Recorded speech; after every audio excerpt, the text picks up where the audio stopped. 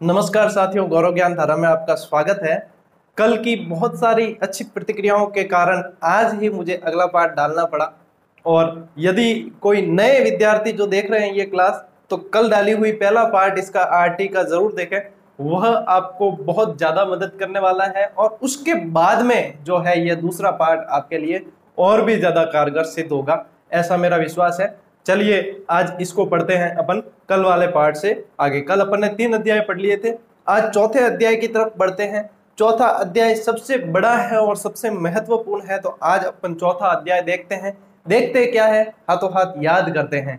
उससे पहले एक बार मैं आपको बता देता हूं कि क्या है मानक, उसके बाद में मैं ट्रिक की तरफ चलूंगा कि कैसे इसको याद रखा जाए। देखिए साथियों, सिर्फ ट्रिक पढ़ने से नहीं होता है, विस्तृत आपको पढ़ना पड़ेगा, जानकारी पूरी रखनी पड़ेगी, कॉन्सेप्ट क्लियर करने पड़ेंगे। उसके बाद में फिर आप ये ट्रिक देखें, तब आपको ये बिल्कुल कंठस्थ हो जाएगा। फिर आपके मतलब ये आगे पीछे नहीं होगा और एकदम याद हो जाएगा बहुत अच्छी तरीके से।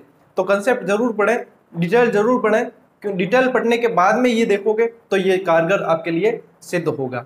चलिए साथियों, अब चलते हैं। देखो आगे क्या है, इसमें 12 से लगाकर 28 तक धाराएं हैं। कहां तक है? चौथे अध्याय में 12 से लगाकर 28 तक धाराएं हैं।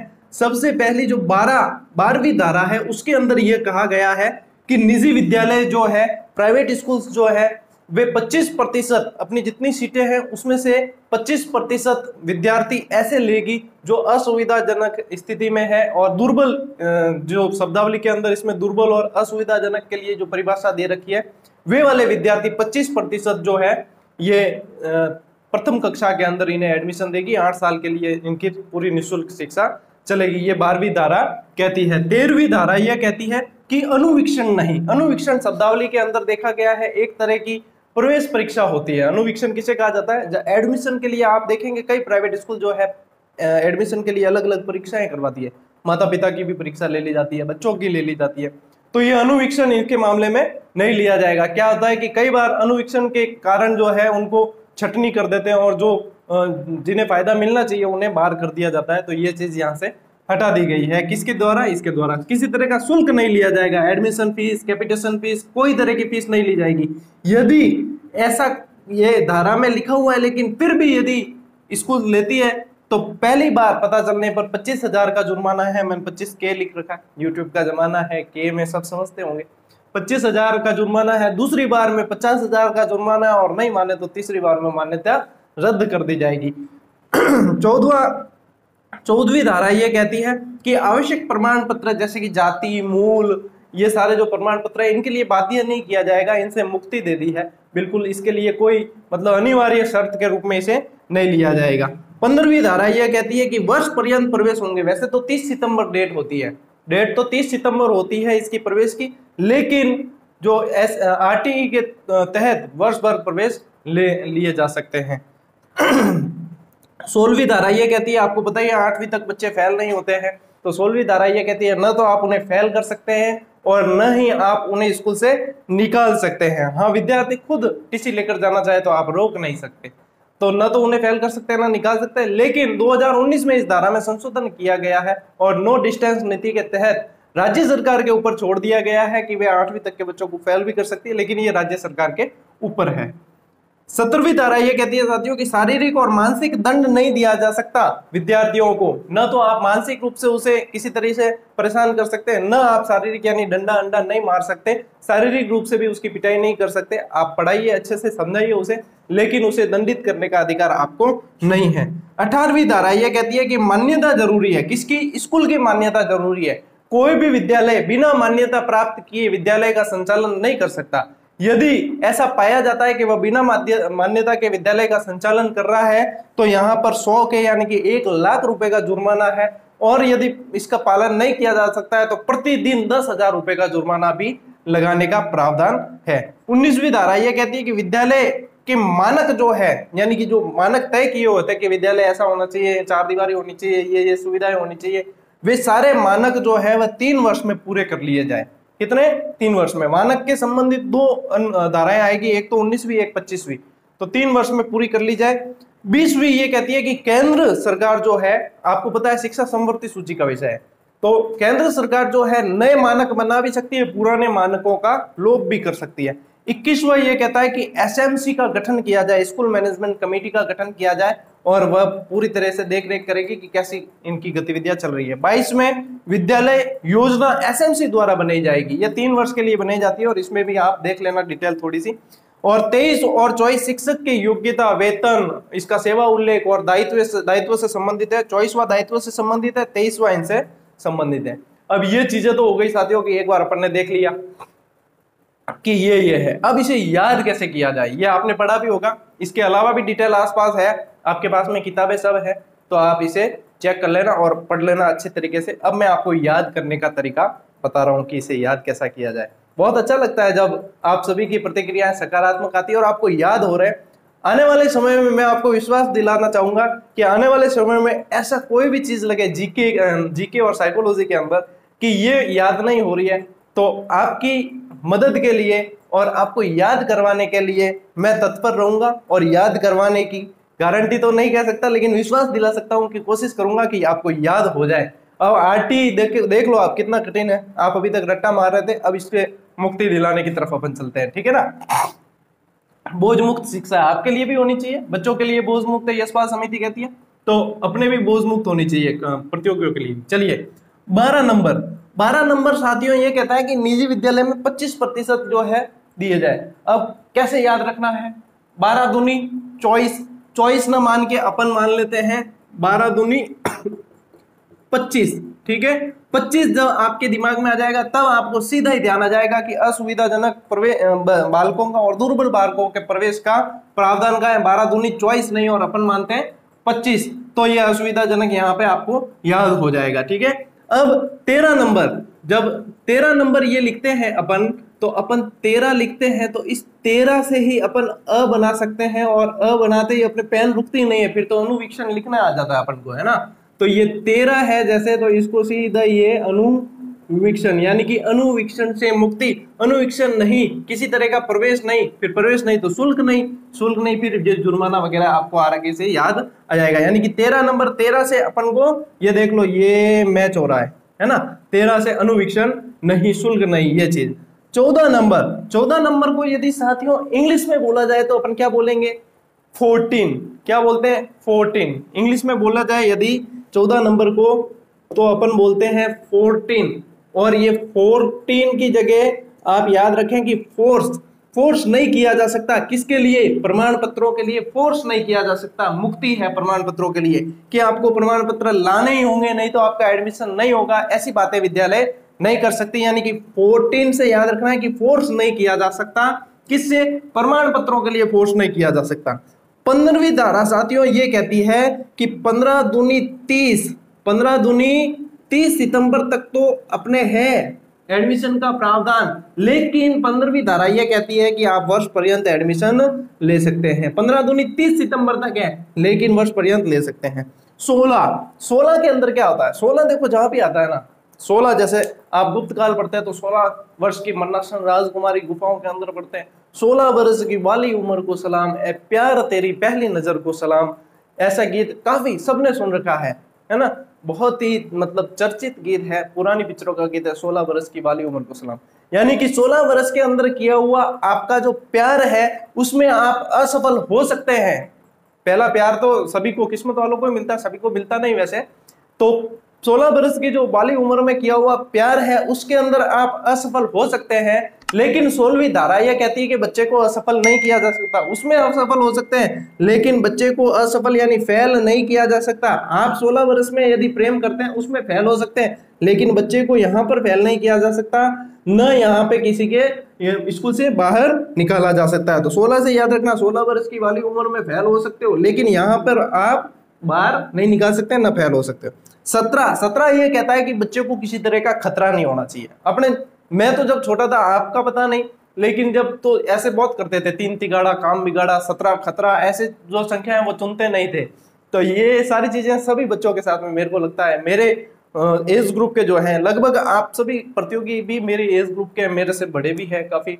ज्यादातर मैं कंपटीशन में ऑफलाइन जहाँ पढ़ाता था वहां सभी मेरे से बड़े उम्र के मिलते थे, क्योंकि अपन ने कम उम्र में पढ़ाना शुरू कर दिया। हालांकि इसमें कोई एज मैटर नहीं करती, तो 17 खतरा अपन को ध्यान रखना है। 17 यानी कि बच्चों को खतरा नहीं होना चाहिए। खतरा कैसे? मानसिक और शारीरिक रूप से आप उनको परेशान नहीं कर सकते, खतरा उनके लिए पैदा नहीं कर सकते। 17 ये कहता है, ठीक है ना। 18 क्या होता है साथियों? 18 आप देखोगे तो एक एज है। आप किसकी एज मानते हैं? मताधिकार की, वोट देने की एज है। यानी कि आपको वहां पे वैलिडिटी मिल जाती है। वैलिडिटी मिल जाती है किसमें?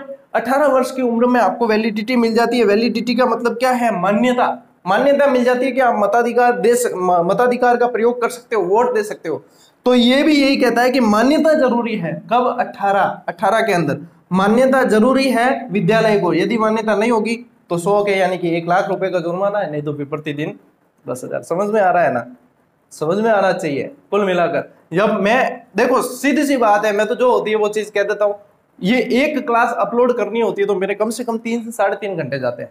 क्लास का मैटर तैयार करना होता है, फिर ये ट्रिक ऐसी नहीं बनती। ट्रिक मतलब बहुत दिमाग खपाना पड़ता है, फिर उसको अपलोड शूट करना पड़ता है, फिर इसको एडिट करना पड़ता है, फिर इसको अपलोड करना पड़ता है, और फिर आधा घंटा वॉच करना पड़ता है कि इसमें कोई समस्या नहीं है। तो लगभग 3-4 घंटे का प्रोसेस है। और 3-4 घंटे में मुझे जहां तक लगता है, मैं यदि मेरे सब्जेक्ट की तैयारी करूं तो मैं 10 से 15 पेज जो है पढ़ सकता हूं। लेकिन फिर भी जो मेरा समर्पण है, जो मेरा मेन उद्देश्य है, मेरा मेन उद्देश्य जीवन का ये नहीं है कि मैं पदोन्नति लेकर ऊपर ऊपर ऊपर ऊपर जाता रहूं। मेरा मेन उद्देश्य जो है वह सेवा है। और मतलब जो एक मोटो होता है कि इस चीज के लिए काम करना है, चाहे उच्च पद पर जाकर करो या यहाँ करो, तो वो उद्देश्य है। तो मैं किसी और के ऊपर एहसान करने के लिए या नहीं कर रहा हूँ, मैं खुद मेरे लिए कर रहा हूँ, मेरे मन की संतुष्टि के लिए ये चीज कर रहा हूँ। तो ये किसी के ऊपर वो चीज नहीं है ना। अब देखो सर 19वें को क्या कहते हैं अपन? यदि इंग्लिश में मैं यहाँ लिखूं तो 19। आप कहोगे 9 और 3 अलग अलग क्यों लिखा? यदि ये 3 तो अब अलग लिखा है तब आप इसको 19 पढ़ रहे हैं। यदि मैं 9 हटा दूंगा और सीधा लिखूंगा तो अपन जो है व्हाट्सएप वाली भाषा में लिखते हैं, न हिंदी न इंग्लिश लिखते हैं। यानी इंग्लिश के अंदर हिंदी लिखते हैं, इंग्लिश। तो इसके अंदर यदि इसको पढ़ेंगे तो आप पढ़ेंगे 3। क्या पढ़ेंगे? 3। तो 3 वर्ष में मानक पूरे करने का कहा गया है 19वें के अंदर। 19 टीनेज का सबसे लास्ट ईयर भी है, इसके बाद में 3 नहीं आएगा, फिर 20 आ जाएगा, 21, 22 ऐसे आ जाएंगे। तो 3 यानी कि 3 वर्ष में मानक पूरे करने का यह समय है। अब 20वां क्या कहता है? 20वां कहता है कि केंद्र नए मानक का लोप या ये कर सकता है। देखो साथियों, T20 मैच होते हैं, आप देखते हो। पहले वन टेस्ट होते थे, फिर वनडे ज्यादा होने लगे, फिर अब जो T20 के अंदर ज्यादा आनंद लेने लगे। तो जब भी कोई नई चीज होती है, जैसे T20 हुए, तो उसमें नए नियम बनेंगे, पुराने नियमों का लोप भी होगा, नए नियम भी बनेंगे। तो वहां पे T20 था, अपन को यहाँ पे K20 याद रखना है। अपन को क्या याद रखना है? K20 ऐसे याद रख सकते हैं, K20 ऐसे भी याद रख। यानी कि केंद्र जो 20वीं धारा के अंतर्गत नए मानक बना भी सकती है और लोप भी कर सकती है। अब आपको पता है साथियों, 20 धारा तक अपन ने पढ़ लिया, 20वीं निकल गई, 2020 तक का साल भी निकल गया, 21 आया। 2020 का तो बहुत खतरनाक निकला, 21 का भी शुरुआत तो बहुत खतरनाक हुई थी। अब अंत क्या पता कैसा होगा, भविष्य के गर्भ में ही है। तो 20 बहुत खतरनाक निकला, किस लिए? क्योंकि कोरोना का प्रभाव, पूरी दुनिया कोरोना के आगोश में थी।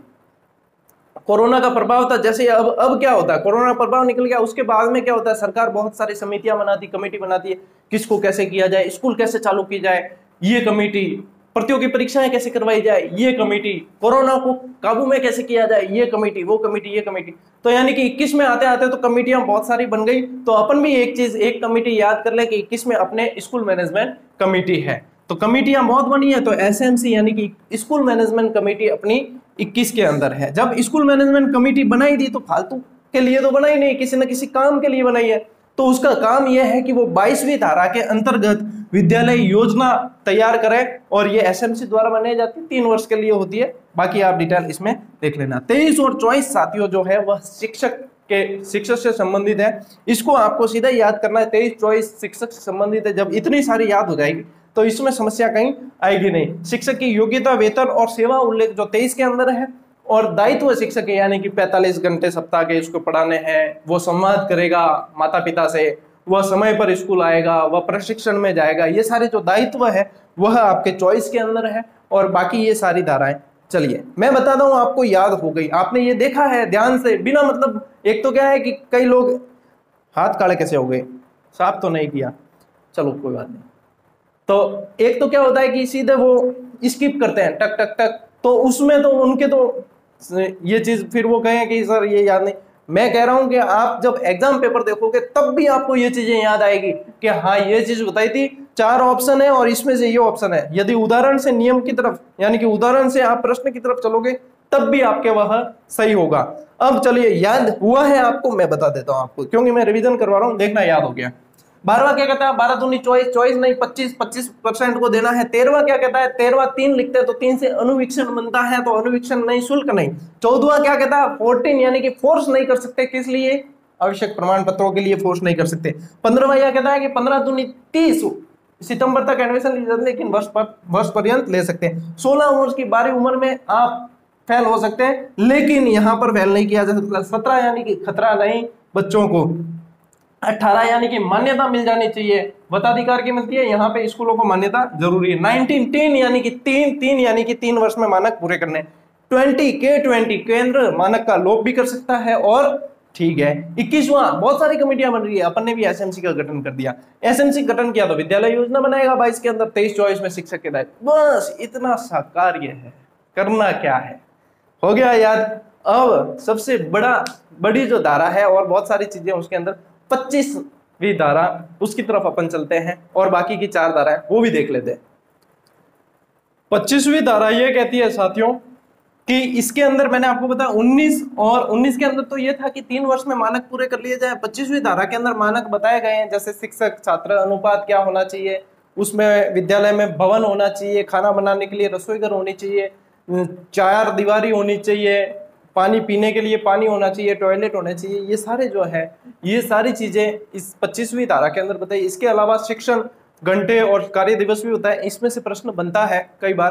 देखो ऐसा है कि आजकल किताबें बहुत ज्यादा आ गई, तो कई प्रिंटिंग की वजह से भी और कई चीजें ऐसी होती है, किताब वाले क्या पता कहाँ से सोर्स लेते हैं, तो इस वजह से थोड़े बहुत आंकड़े इधर उधर कर देते हैं, तो आप भ्रम के अंदर रहते हैं, फिर बहुत सारे कमेंट वगैरह आते हैं। कल भी मैंने इसका जो ऑफिशियल नोटिफिकेशन जो 29 मार्च 2011 को राजस्थान के संबंध में आरटी का संशोधित जो निकला था, वह ऑफिशियल मैंने टेलीग्राम ग्रुप में डाला ताकि आप उसे देख सकें और भ्रम से बच सकें। उससे ऑथेंटिक तो और क्या हो सकता है ना। तो अब देखो साथियों, इसमें क्या है कि मानक, विद्यालय के मानक, देखो मानक यह है कि 25 वर्ष मानक होते ही है। वैसे भी आप अगर आश्रम व्यवस्था देखते हैं तो ब्रह्मचर्य आश्रम, वानप्रस्थ आश्रम, सबके अंदर 25-25 वर्ष का मानक है, यानी कि 25 वर्ष में 25वीं में मानक है। इस बात को आप ध्यान में रखना। अब मानक में क्या है कि पहली से 5वीं कक्षा तक 60 विद्यार्थी है तो 2 शिक्षक होने जरूरी है, यानी कि 30 पर 1 हो रहा है। यहां पर देखना 30 पर 1, समझना इस चीज को, 30 पर 1 हो रहा है। फिर 30 बढ़ गए तो 90 पर 3 शिक्षक हो गए, फिर 30 बढ़ गए 120 पे 4 शिक्षक हो गए। ऐसे करते 200 तक जो है 5 + 1 यानी कि 5 शिक्षक और 1 प्रधानाध्यापक तक का प्रावधान है। यानी यहां तक जो है 30 का चल रहा था, लेकिन 200 के ऊपर पहुंच गया, पहले से 5वीं की बात कर रहा हूं, 200 के ऊपर पहुंच गया तब वो रेशियो 40-1 का हो जाता है। यानी 40 विद्यार्थी है तो 1 शिक्षक होना ही चाहिए, इससे ज्यादा नहीं कर सकते विद्यार्थी, और अनुपात ये रहना ही चाहिए। ये का ये अनुपात 6ठी से 8वीं में 35-1 पर चलता है, 35 विद्यार्थी और 1 का, 6ठी से 8वीं तक। और पहली से 5वीं तक इस चीज को समझना कि 200 विद्यार्थी तक तो ये है और 200 के ऊपर ये रहना चाहिए। फिर कार्य दिवस और शिक्षण घंटे की बात करते हैं तो 200 कार्य दिवस है पहली से 5वीं तक और 800 शिक्षण घंटे, और 6ठी से 8वीं तक जो है वह 220 कार्य दिवस और 1000 घंटे हैं। ये अच्छे से याद कर लेना, इसमें से प्रश्न बनने की संभावना रहती है। पुस्तकालय, भवन, खेल सामग्री आदि जो भी प्रावधान है, जो भी मानक है तय स्कूल के, वह सब 25वीं धारा के अंदर आपके आएंगे। तो 25वीं ये है, इन शॉर्ट बता दिया। डिटेल आप जो है, आप जो भी पुस्तक पढ़ रहे हैं उसको पढ़े, उसमें पता चल जाएगी। मेन चीजें जो पूछने लायक है, बताने लायक है, वह तो यहीं से आती है। इसके अलावा आप जो पढ़ रहे हैं उसे पढ़ते रहें। अब 26, 27 और 28, जब 25 याद करा दी तो ये याद नहीं कराऊं तो इसके पीछे कोई कारण है क्या कि याद करानी पड़ेगी? कोई रीजन है तो मुझे बताओ कि नहीं गुरुजी कि ये रीजन है और आपको याद करवानी पड़ेगी। कि रीजन ये है कि आप बहुत अच्छी तरीके से याद करवा देते हो, तो ये भी याद करवा दो। तो मान लो ये भी मैंने याद आपको करवा दी। कैसे करवा दी कि 26, 27, 28 क्या कहती है, 26, 27 और 28वीं धारा कहती है कि गुरुजी एक रीजन है जिसके कारण आप याद कराओ, वो रीजन है कि री से बना रिक्त, यानी कि 10% से अधिक रिक्त पद नहीं होने चाहिए। री से रिक्त, ज से जनगणना, चुनाव और आपदा कार्य के अलावा शिक्षकों की कई ड्यूटी नहीं लगाई जाएगी। ज से जनगणना, चुनाव और आपदा कार्य के अलावा कहीं भी ड्यूटी नहीं लगाई जाएगी। और 28वां ये कहता है कि न से निजी, 28वां ये कहता है कि निजी ट्यूशन या शिक्षण पर रोक लगा दी गई है। आप कहीं भी ट्यूशन नहीं ले सकते या आप कहीं भी फीस लेकर जो है पढ़ा नहीं सकते बच्चों को। आपको विद्यालय में पढ़ाना है बहुत अच्छी तरीके से। विद्यालय में आप एक्स्ट्रा क्लास लेते हैं, कोई बाध्यता नहीं है। आप सार्वजनिक रूप से बिना फीस लिए यदि आप पढ़ाते हैं, कोई बाध्यता नहीं है। बच्चों को आप कितना भी पढ़ा सकते हैं, लेकिन आप फीस लेकर जो है ये चीज नहीं करा सकते। तो ये रीजन था इसका कि मैंने आपको ये याद करवा दिया। Region 26, 27, 28 region. तो साथियों ये पार्ट आज पूरा हुआ, क्योंकि आरटी बहुत बड़ा पार्ट है और अपलोड करने में भी आपको पता है कि संसाधनों की कमी है थोड़ी सी और समय लगता है, और इसलिए भी नहीं कि बड़ी क्लास होने पर वो याद नहीं होगा, ये फटाफट आपको याद हो जाएगी। और जब भी आपको चीज देखनी होगी कि हाँ मेरा वो पार्ट कमजोर है, सीधा वही पार्ट आप देखोगे और आपका कंप्लीट हो जाएगा। तो यही कोशिश है कि आपके लिए ऐसे ही शिक्षण जो है बहुत इजी और मतलब रुचि पैदा की जाए। एक अध्यापक का कार्य भी यही होता है कि शिक्षण के प्रति जो है विद्यार्थी की रुचि पैदा किया जाए, अध्ययन के प्रति रुचि पैदा की जाए। कोशिश वही कर रहा हूँ। और भी सारे टॉपिक आपके दिमाग में है मेरे, तो वे सारे मैं क्लियर करूंगा। एक चीज बताना चाहूंगा, कई लोग तो यहाँ तक शायद ही इस वीडियो को देखें, क्योंकि एंड में बहुत कम देखते हैं, कि एक चीज होता है जो कई विद्यार्थी कहते हैं सर नंबर क्यों नहीं देते आप, नंबर दे दो हमें। देखो नंबर में ऐसा है साथियों कि नंबर जिनके पास मेरे हैं अभी, उनके भी फोन में अटेंड नहीं कर पा रहा हूँ। कई तो मित्र नाराज है कि फोन अटेंड नहीं कर रहे, कई रिश्तेदार नाराज है। अब है तो है, क्या करें, कंडीशन ऐसी है। तो नंबर जिनके पास है उनसे भी बात नहीं कर पा रहा, और नंबर इसलिए भी नहीं दे रहा हूँ, जब मैं बात ही नहीं कर पाऊंगा तो नंबर देने से क्या मतलब, फालतू ऐसे मतलब नहीं है। और नंबर दूंगा मैं, ऐसी बात नहीं है, नंबर दूंगा, एक बार मुझे फ्री हो जाने दीजिए। जब मुझे लगेगा कि हाँ मैं बात कर सकता हूँ प्रॉपर तरीके से, तभी तो नंबर देने में फायदा है। तो नंबर दूंगा तब जब मुझे लगेगा। अब यूं है कि अभी ऐसे में नंबर दे दूं, आप बहुत ज्यादा मात्रा में, मैं एक हूँ। यदि एक विद्यार्थी भी एक मिनट भी बात करता है और 1000 कॉल दिन के आ जाते हैं, तो 1000 मिनट बहुत ज्यादा होते हैं।